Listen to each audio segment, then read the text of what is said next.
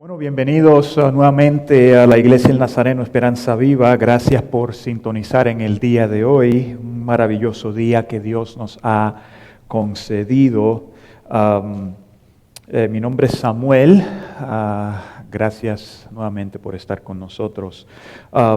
Hoy queremos también celebrar a aquellos que se han bautizado en esta última semana. Creo que hay una foto ahí que se va a presentar. Tenemos aquí a estas personas maravillosas que se bautizaron este miércoles que pasó. Aquí está Stanley al lado izquierdo, Stanley Smith y Iris, su esposa. Está Ludy Amador, está Liliana Cruz y está María Almodóvar. Cada uno de ellos se bautizó este miércoles pasado y queremos celebrar sus vidas, su compromiso al Señor Jesucristo. Y estamos a expectativa lo que Dios va a hacer en ellos, por ellos y a través de ellos en sus vidas.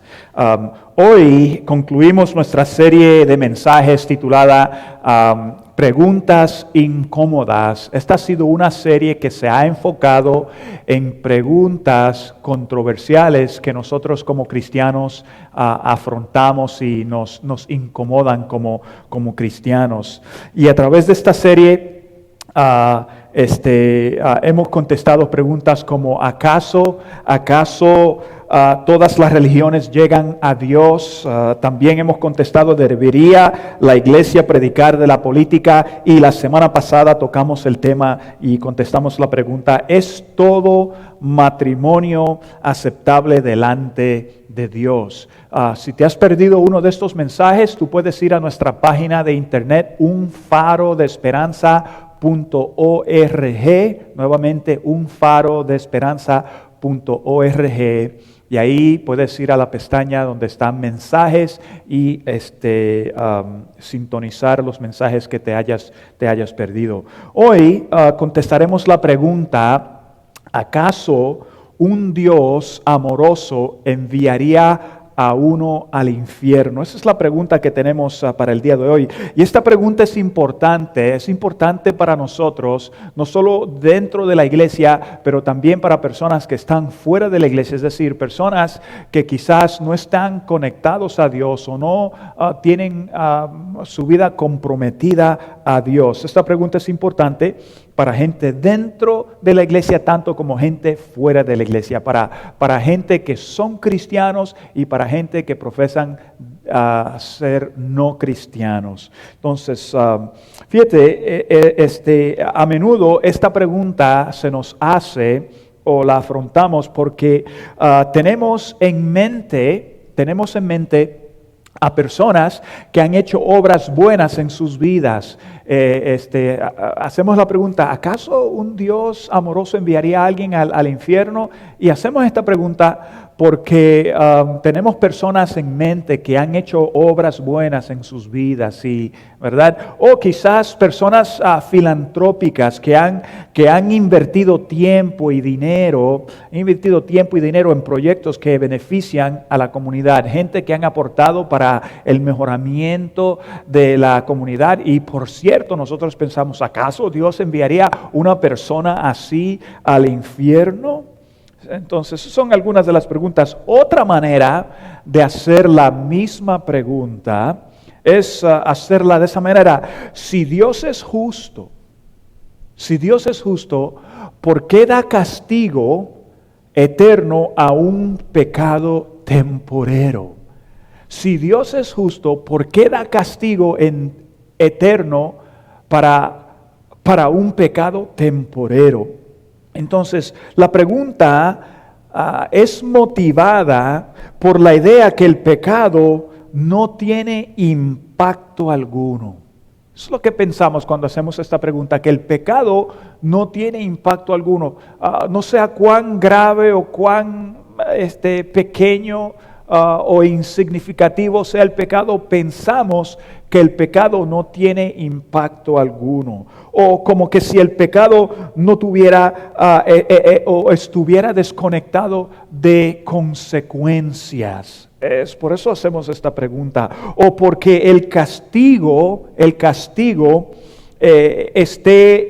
no está en proporción al pecado o a la maldad. Entonces, cuando hacemos esta pregunta, a menudo tenemos en mente algún familiar, algún pariente o algún amigo que no es una persona mala, pero su vida no refleja los valores ni las convicciones de la palabra de Dios. Entonces, cuando tenemos a alguien así alrededor nuestro, que sea un familiar, un amigo, un pariente, deseamos obviamente que ellos lleguen a disfrutar de la bendición de Dios en el cielo por siempre.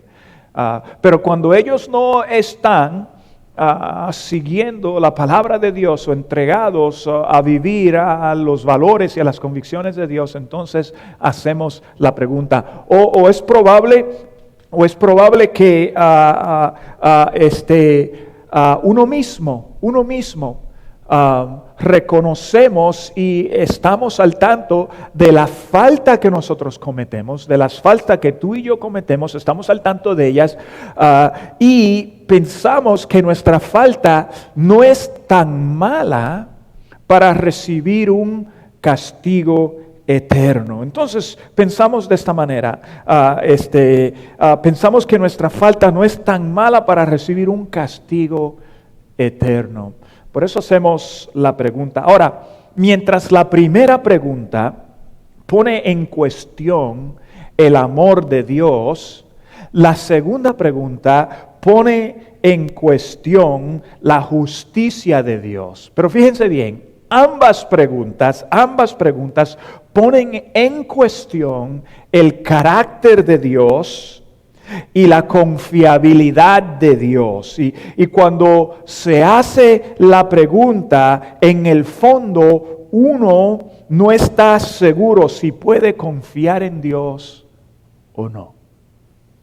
Entonces contestamos las preguntas. Hoy miraremos a las Escrituras nuevamente, como siempre miraremos a las Escrituras para obtener una mayor comprensión del amor de Dios y también la justicia de Dios. Y lo primero es esto: Dios es amor, pero no ama todas las cosas. Y esta es la realidad. Dios es amor, pero no ama todas las cosas. Las Escrituras nos declaran que el amor es más que una característica que describe a Dios.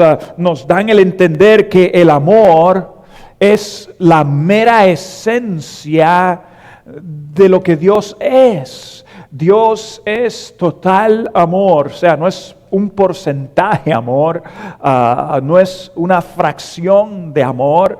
Dios es totalmente amor, es su esencia. Fíjense, en Primera de Juan, capítulo 4, versículo 8 y versículo 16, las Escrituras nos dicen que Dios es amor.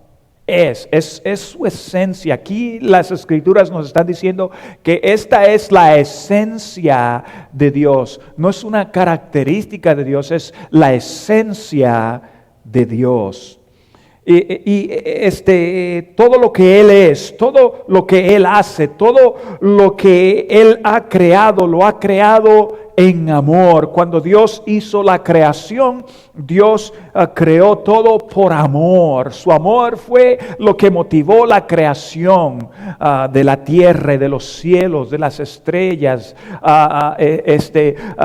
de todo lo que anda en la tierra y en el mar y bajo el mar. Todo lo creó Dios y lo creó por amor.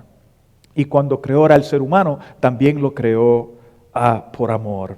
Es la esencia de Dios. Entonces entendemos que todo lo que Dios ha hecho, lo ha hecho por amor, porque viene de su esencia.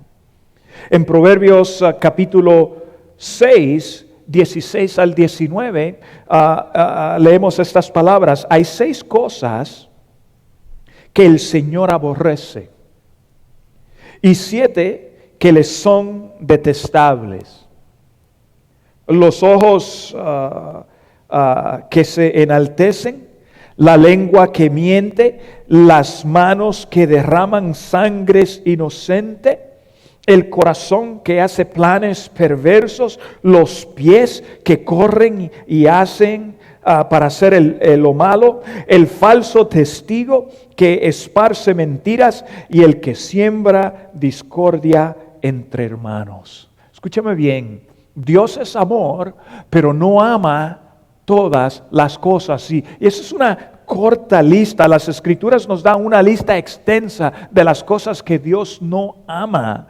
A Dios es amor, pero no ama el homicidio, Él no ama el abuso, Él no ama la injusticia, el egoísmo, el orgullo.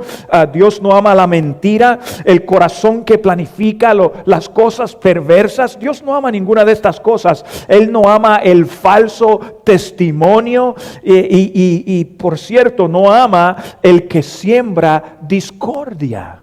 Dios no ama ninguna de estas cosas. Dios está en contra de estas cosas y muchas otras cosas más. Dios no las mira. Dios no mira a las cosas malas y la ignoras. O Dios no mira a las cosas malas y Él no dice que no le molesta. No, Él es conmovido de una manera que se entristece su corazón por las cosas malas que ocurren y salen de ti y salen de mí y de cada ser humano en la faz de la tierra. A Dios le molesta estas cosas. Escúchame bien, el punto es este: Dios es amor, pero el amor de Dios no disminuye a su justicia, su santidad, su omnipotencia, omnisciencia, omnipresencia. Dios es amor, pero no ama todas las cosas, y en especial las cosas malas. Es lo primero que necesitamos entender del amor de Dios. No es un sentimentalismo. Es un amor profundo que no es violado por su santidad y su justicia. La segunda cosa que necesitamos entender es esto: Dios es justo y toma acción contra lo malo. Dios es justo y toma acción contra lo malo. Porque Dios es amor y no ama las cosas malas. Es justo y toma acción contra lo malo. Es lo que Él hace. Tanto en el Antiguo Testamento y en el Nuevo Testamento, en las Escrituras, la Biblia expone o pone a luz, pone a la vista de nosotros las cosas malas que no agradan a Dios, las cosas que merecen castigo. Dios, su palabra, las trae y las pone a la luz, a plena vista de todos nosotros. Son cosas no solo que no agradan a Dios. ¿Y por qué no le agradan a Dios? Simplemente porque corrompen al ser humano, corrompen lo bueno que existe en ti y existe en mí, lo bueno que existe en cada persona alrededor nuestro. Son cosas que nos corrompen a nuestra sociedad, corrompen a nuestras familias. Y estas cosas no le agradan a Dios. Cuando Dios actúa en contra del mal, a ti y a mí nos da un sentido de justicia. Nos da un sentido que a Dios le importa. Nos da un sentido que se va a emitir un juicio justo hacia aquellos que violan la ley y hacen el mal. Y ninguna sociedad se mantiene en pie si no hay justicia. Entonces, si alguien roba, esperamos que Dios haga algo, esperamos que la ley haga algo. Si alguien miente, esperamos que esa mentira se rectifique. Queremos justicia. Si alguien le hace daño a otra persona, queremos que se haga justicia a favor de la persona que ha sido dañada. Entonces, fíjense lo que dice aquí en las Escrituras. Yo en Isaías capítulo 61 versículo 8 dice: yo el Señor amo la justicia. Yo el Señor amo la justicia, pero odio el robo y la iniquidad. Entonces el homicidio, el abuso, el robo, la mentira, la injusticia, el egoísmo, el orgullo, no es algo que Dios puede ignorar. Porque Él ama a la justicia. Él no puede ignorar lo malo. Son actos sobre los cuales Él emite justicia. Hay un pasaje bíblico que nos da una ilustración. Hay varios, pero esta es una historia que ocurre. Y prácticamente Él está haciendo la misma pregunta aquí. ¿Acaso Dios es justo? Si Dios es justo, daría un castigo eterno para un pecado temporero. Y este personaje aquí en la Biblia hace la misma pregunta, pero la hace de otra manera. La Biblia nos relata en Génesis capítulo 18, es Abraham tiene una conversación con el Señor. Y el Señor se le presenta a Abraham y le dice que Él va a destruir a las ciudades de Sodoma y Gomorra. Entonces, Dios le dice: óyeme, el clamor en contra, la injusticia, las cosas malas que están ocurriendo en estas ciudades y las aldeas a su alrededor, las cosas malas que vienen a mi oído por la gente que está clamando y pidiendo alivio y justicia, ha llegado a ser insoportable. Entonces, fíjese cómo Ezequiel describe lo que estaba ocurriendo en Sodoma y Gomorra.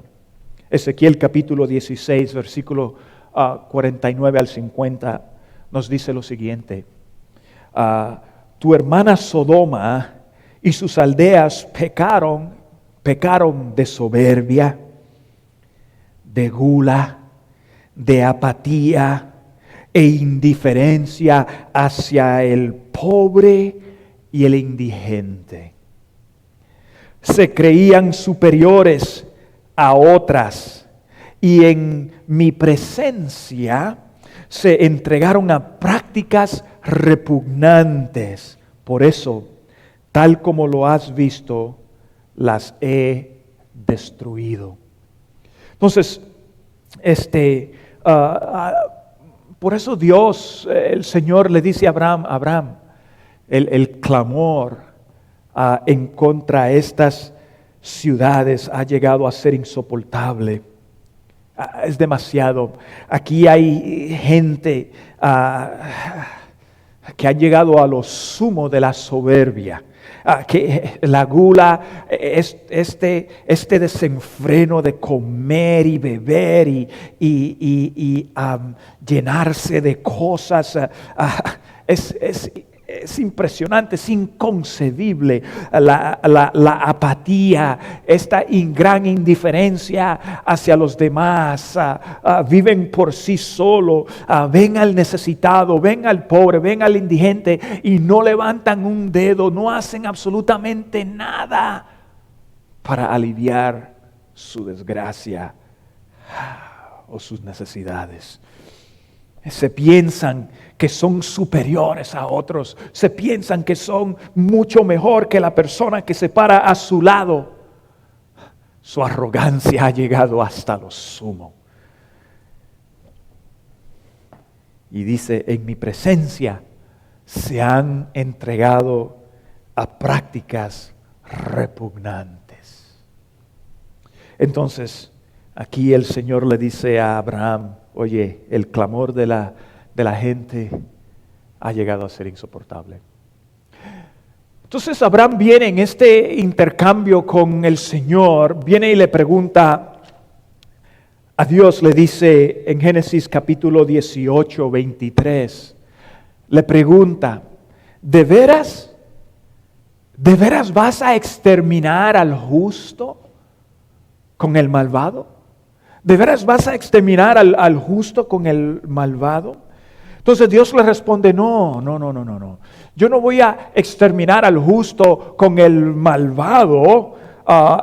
Por cierto, no exterminaría una persona que es justa con aquellos que viven y practican el mal y la maldad. Dios dice, no voy a hacer esto. Le dice que no, y le dice que no porque es un Dios de perfecta justicia. Hacer lo contrario violaría la esencia del carácter y la santidad de Dios. Hacer otra cosa violaría la santidad y la justicia de Dios. Entonces Dios le dice, no voy a condenar a uno que es justo con uno que es malvado. No hay ni una minuciosa posibilidad que Dios haga esto, exterminar al inocente con el culpable. Para que Dios haga esto, entonces tendría que dejar de ser Dios. Tendría que dejar de ser justo. Tendría que dejar de ser santo. Tendría que dejar de ser misericordioso. Tendría que dejar de ser amoroso. Si Dios fuera injusto, entonces no habría esperanza para ti, no habría esperanza para mí, no habría esperanza para nadie en la faz de la tierra. Los jueces terrenales, tan buenos que sean, tan educados que sean, son todos susceptibles a la corrupción, al soborno, al ser parcial en emitir juicio. Pero Dios no es así. Los jueces de este mundo son susceptibles a cometer error en su sentencia. Pero Dios no es así. Dios no puede ser sobornado. Dios no es parcial. Dios no actúa en arrogancia. Dios no comete errores. Porque Dios es justo y toma acción contra lo malo. Aquellos que promueven el mal y maltratan a los demás, Él emite juicio en contra de ellos. Esto no son permitidos en el reino de Dios. Entonces Dios es justo y toma acción en castigar actos malos para que lo malo, lo indigno, no entre en su cielo perfecto. Dios es justo y toma acción en castigar actos malos para que solo lo digno, solo lo bueno y solo lo perfecto entre en su reino y disfrute de su reino por una eternidad. Ahora, esto nos presenta a nosotros como un gran problema, porque ninguno de nosotros somos perfectos. Y ese es el problema que esto crea. Ninguno de nosotros somos perfectos. Todos estamos influenciados por el mal y por el pecado. Ninguno de nosotros tratamos al prójimo como debe de ser tratado. Ninguno de nosotros le respondemos a Dios como Él merece que nosotros respondamos a Dios. Es más, no tratamos a Dios como debemos de tratar a Dios. Ninguno de nosotros. Entonces, y si ninguno de nosotros somos perfectos, si ninguno de nosotros tratamos al prójimo como debe de ser tratado o a Dios como debe de ser amado, entonces ni tú ni yo somos dignos de entrar al cielo. Ni tú ni yo somos dignos ni merecedores del cielo o la bondad de Dios.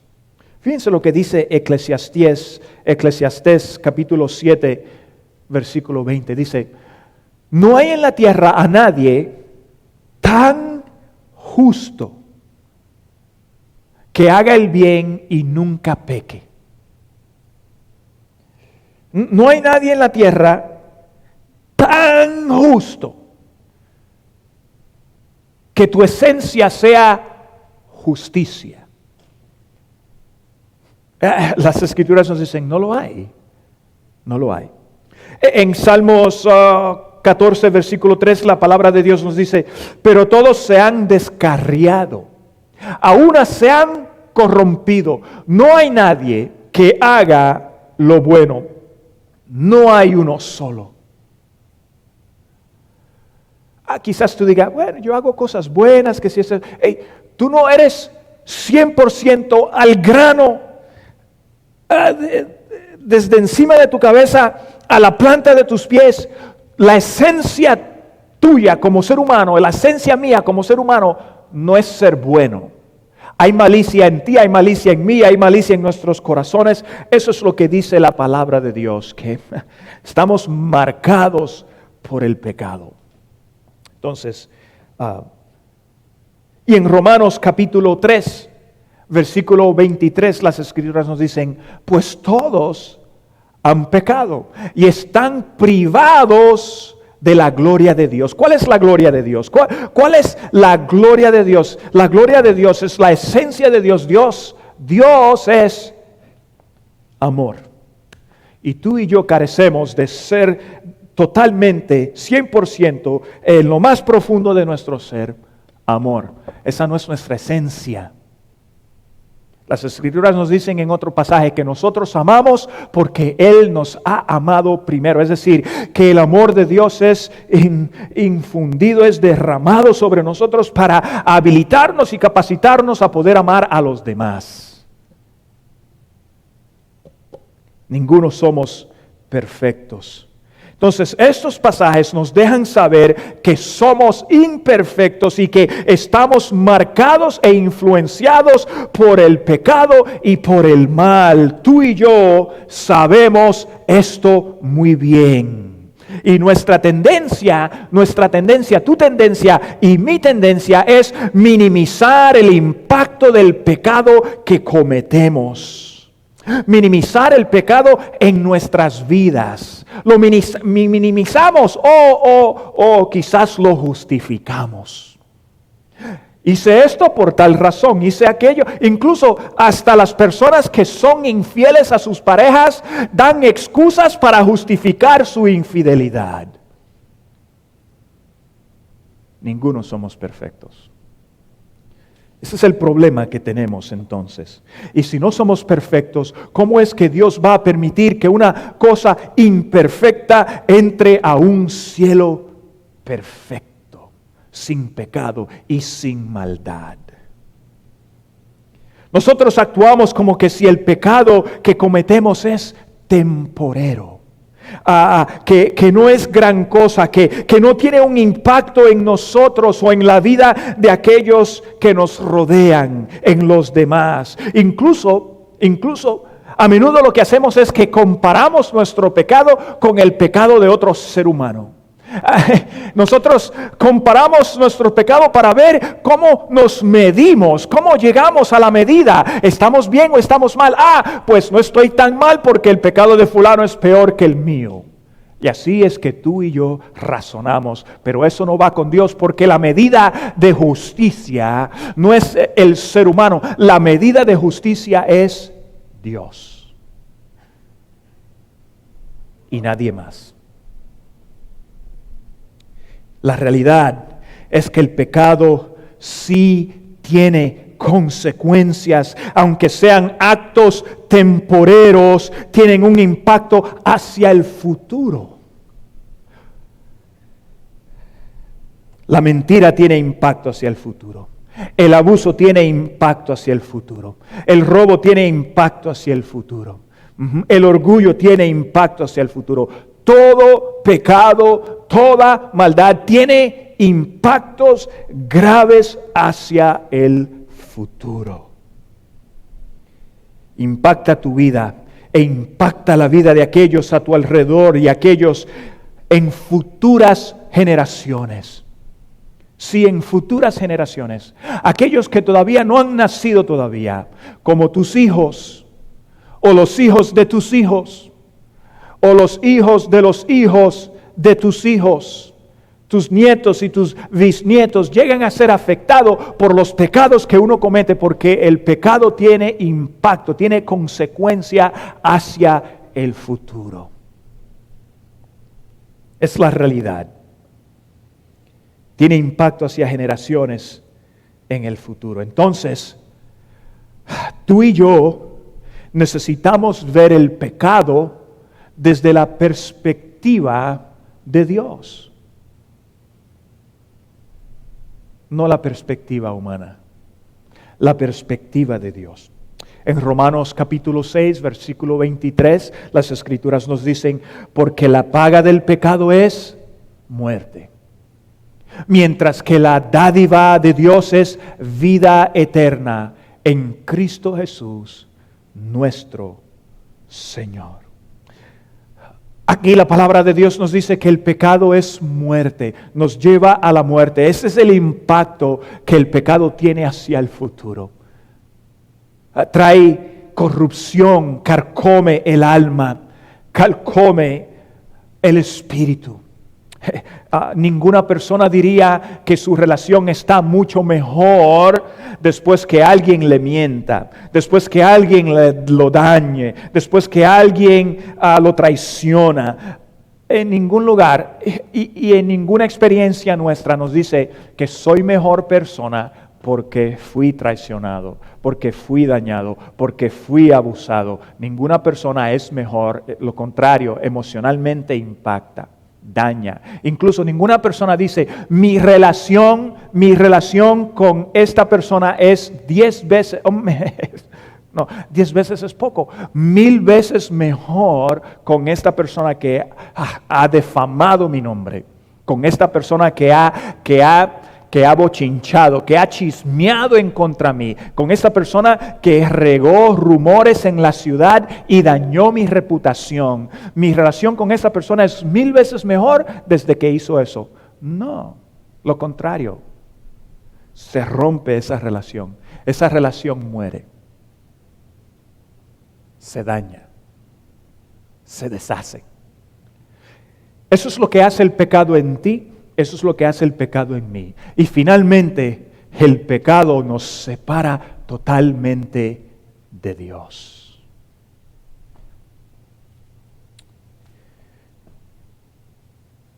El pecado no mejora ni realza nuestras vidas, ni nuestras relaciones, ni con el prójimo, ni con Dios.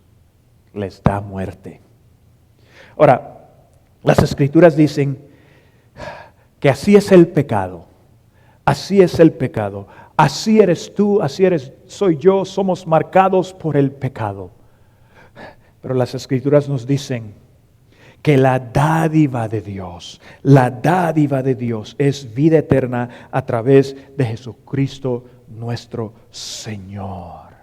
Es el regalo de Dios, es la bendición de Dios, es el galardón de Dios hacia nosotros, es bendición de Dios.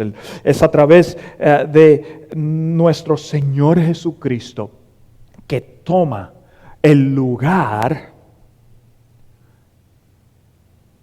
de nosotros en recibir el castigo de nuestra maldad.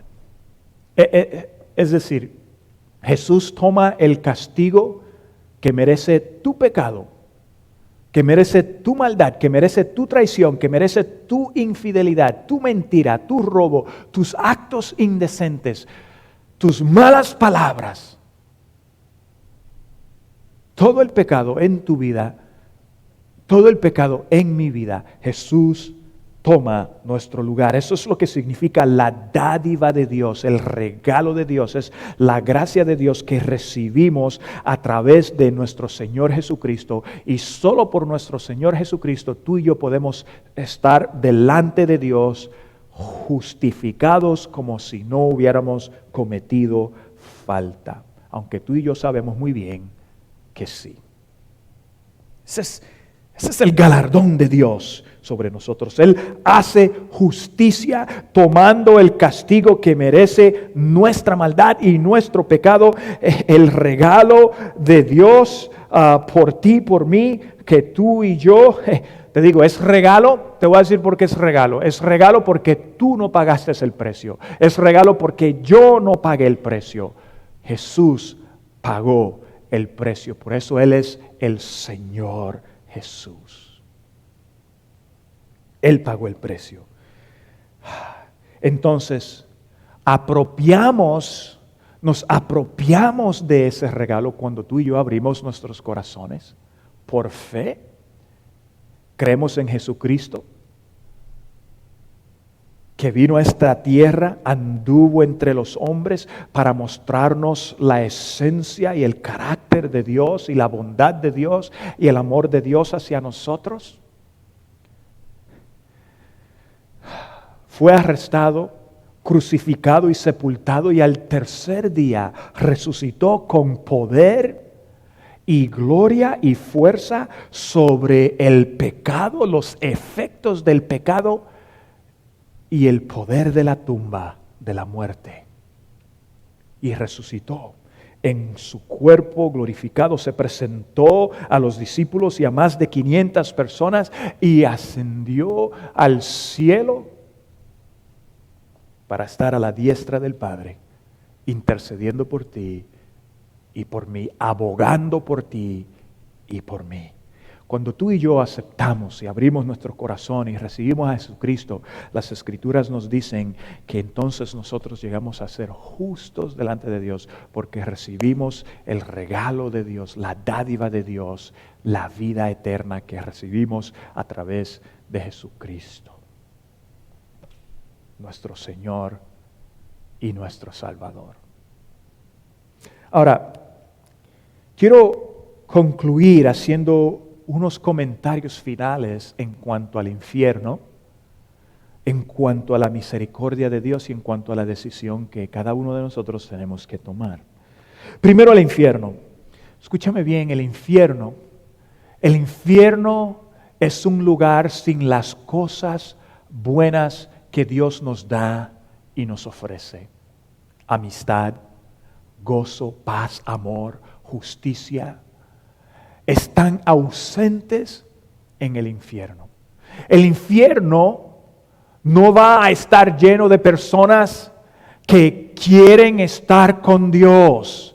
El infierno está lleno de personas que no quieren nada que ver con Dios y su voluntad, que rechazan su palabra, que rechazan sus estatutos, que rechazan sus mandamientos, que no quieren nada que ver con la voluntad de Dios, que no quieren nada que ver con los valores de Dios, que no quieren nada que ver con la vida que Dios nos muestra en su palabra. El infierno está lleno de personas y estará lleno de personas que no quieren nada que ver con Dios, su voluntad, sus valores, sus principios, sus estatutos. Es lo que entendemos. Está vacío de las cosas buenas de Dios. La persona que quiere a Dios aquí en la tierra, aquellos que buscan de Dios aquí en la tierra, aquellos que buscan vivir conforme a su voluntad, que por fe aceptan al Señor Jesucristo, personas que desean y anhelan estar en sintonía con Dios, en paso con Dios, siguiendo la voluntad de Dios en sus vidas. Esas personas esas personas que someten su voluntad a Él, siempre estarán con Él, no solo aquí en la tierra, pero en la eternidad. Ahora, lo contrario sería personas que no quieren nada que ver con Dios, que no les importa la gracia de Dios.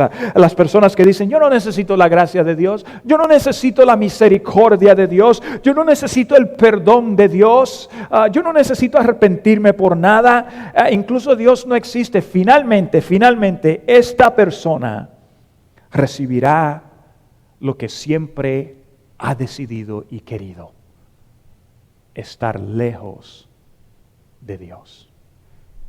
Y estar lejos de Dios en eternidad es lo mismo que estar en el infierno. Es decisión de uno. Ahora, déjame hablar un poco de las misericordia de Dios. La misericordia de Dios, Dios es más misericordioso de lo que tú y yo nos podemos imaginar o comprender. Es muchísimo más.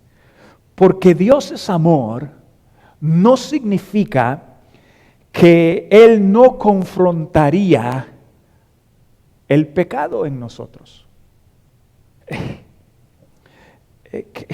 Porque Dios es amor no significa que Él no confronta el mal que existe en nosotros o el mal que nosotros cometemos y hacemos. Tampoco significa que Él es tolerante de cualquier cosa que queramos hacer. Dios no es tolerante de cualquier cosa que queramos hacer.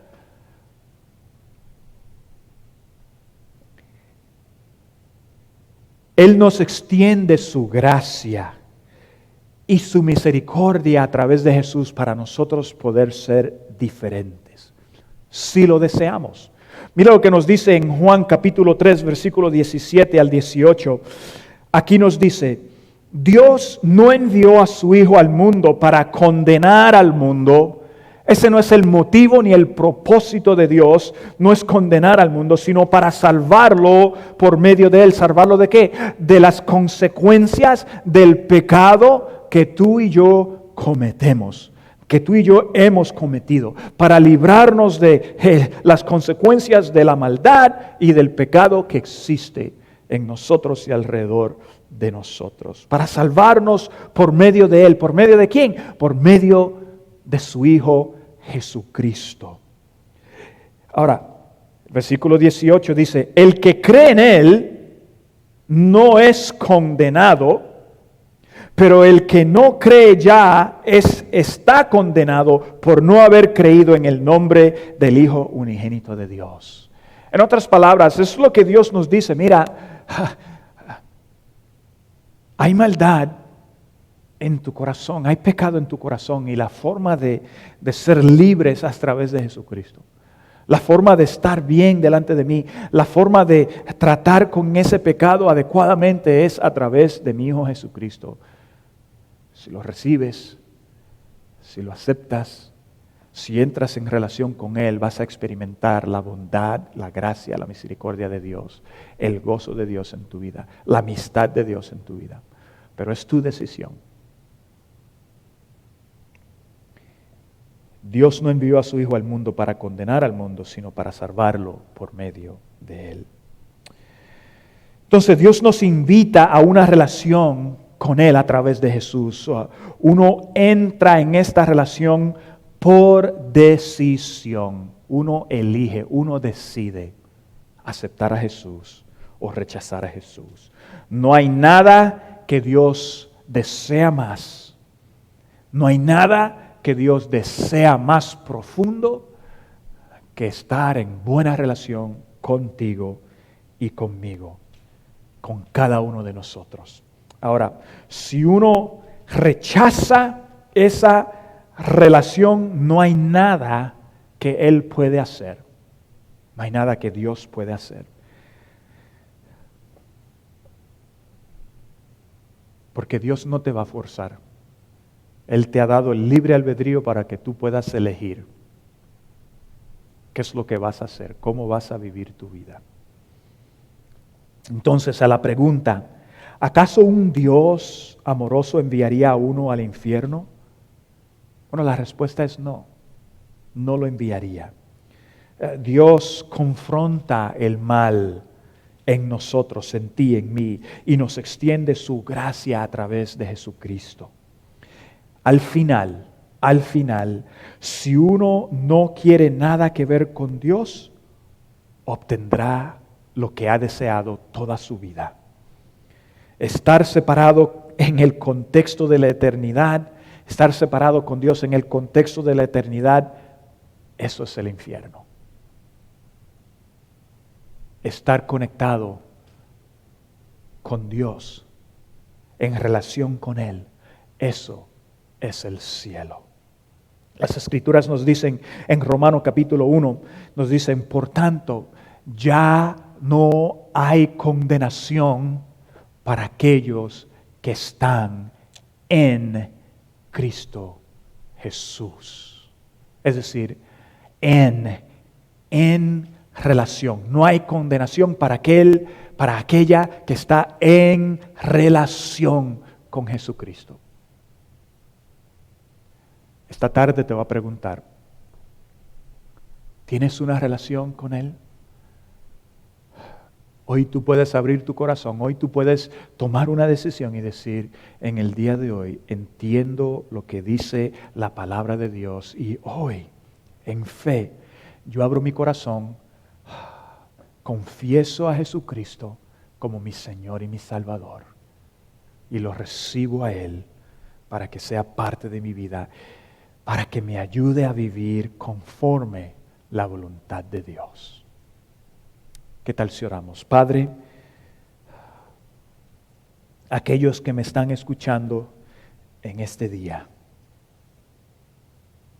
si no te han conocido, conmuévelos a orar conmigo en este momento. Dios, gracias por Jesucristo. A través de Él, tú me extiendes tu misericordia. Reconozco que tú no enviaste a Jesús para condenarme, sino para salvarme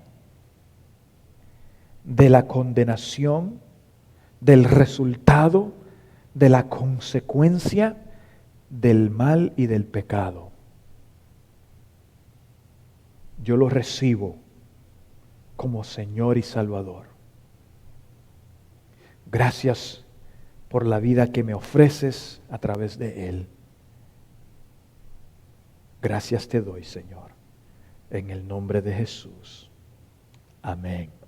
Hola, mi nombre es Samuel. Gracias por ver nuestro canal Esperanza Viva en Harrisonburg. Si estás en el área, te invitamos a que nos visites. Abajo en la pantalla vas a encontrar nuestra dirección, nuestro teléfono y nuestro correo electrónico.